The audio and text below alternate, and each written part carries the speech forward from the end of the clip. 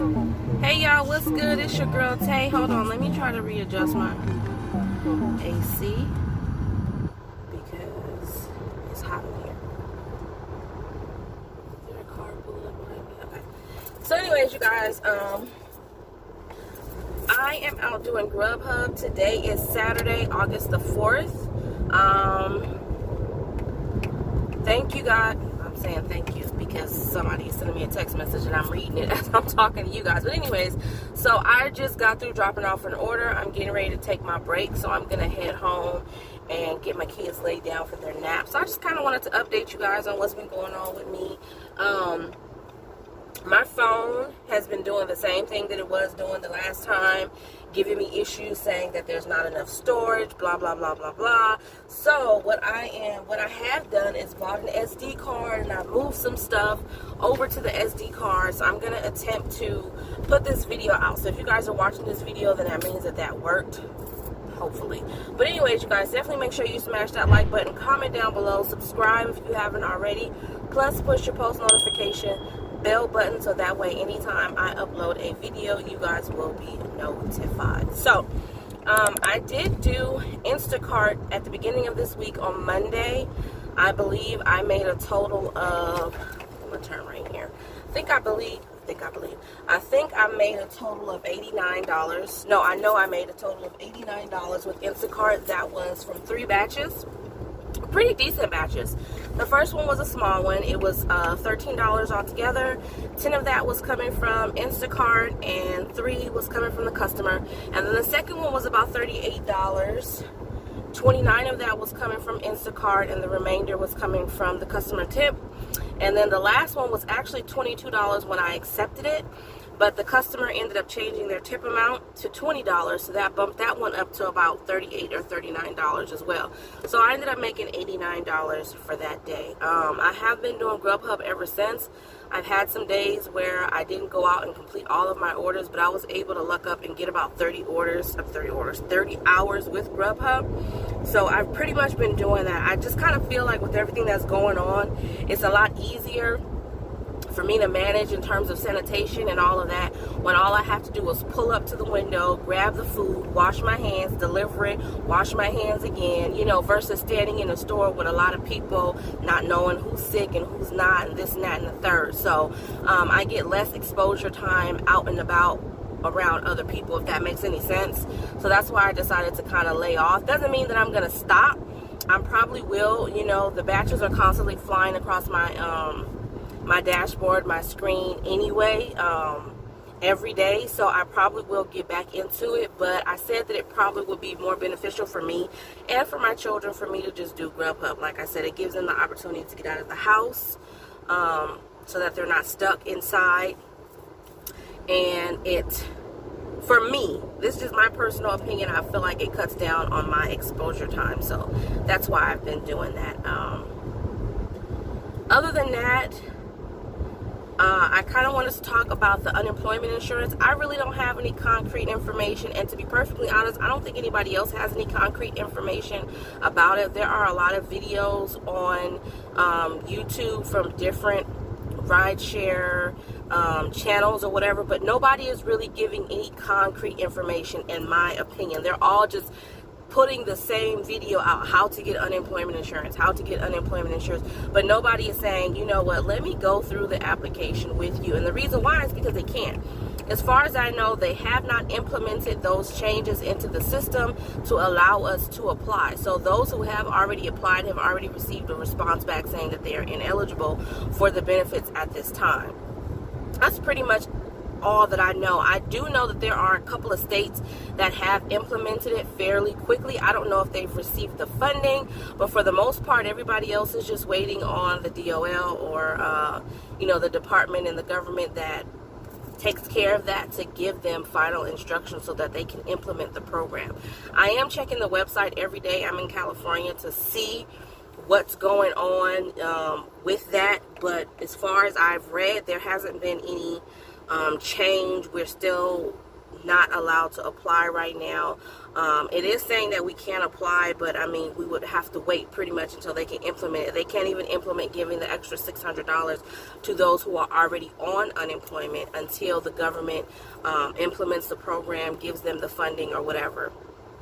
Outside of that, it seems like there is a slight, I wouldn't say slight bit of normal coming back, but I did wanted to show you guys or tell you guys that if you haven't gotten the emails, you should have been getting emails from pretty much all of the different platforms. I pretty much am signed up for all of them, so I've gotten an email from Grubhub, from Postmates. I don't think I've gotten one from Postmates. I know for sure Grubhub and DoorDash, and I've seen something on the news from Instacart saying that they are going to start sending out kits to their full-service drivers, and then of course their in-store full-service shoppers, and then their in-store shoppers, they are going to receive PPE equipment as well, which is personal protection equipment, for those of you who don't know: gloves, masks, hand sanitizer, things of that nature. With DoorDash, you have to pay the $5 shipping fee, but you can order those supplies once a week. I ordered mine last week. I just got it yesterday. I don't really like the gloves that's in it, but I'm not complaining. But they're the flimsy plastic ones that you see people at, I'll say at, what is that, Subway wearing.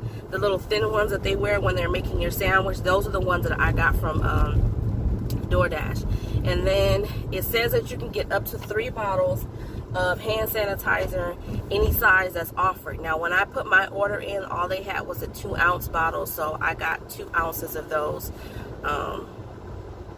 So this is from DoorDash. I don't know if you guys can see, but this is from DoorDash. So I've got 3 of these, and that's pretty much it. I think the only company that I have seen that's actually offering masks is going to be Instacart. DoorDash hasn't said anything about masks.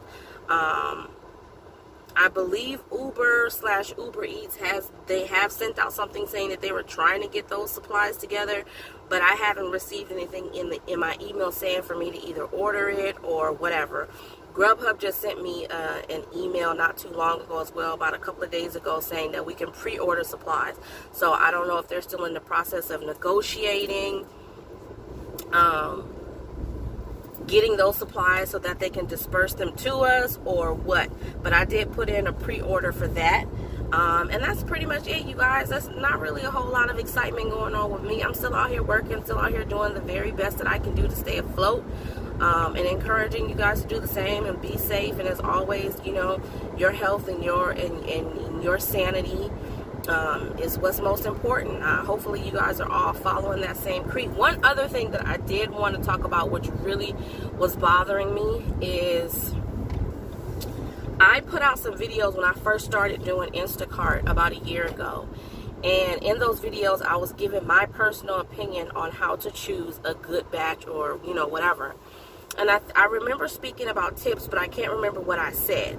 And so someone commented on that video just recently, telling me that it's not in God's way for me to choose a batch based off of the tip amount, that if I'm doing something out of the kindness of my heart, that it should just be that, and that teachers don't get tips, and firemen don't get tips, and policemen don't get tips, which is actually a true statement.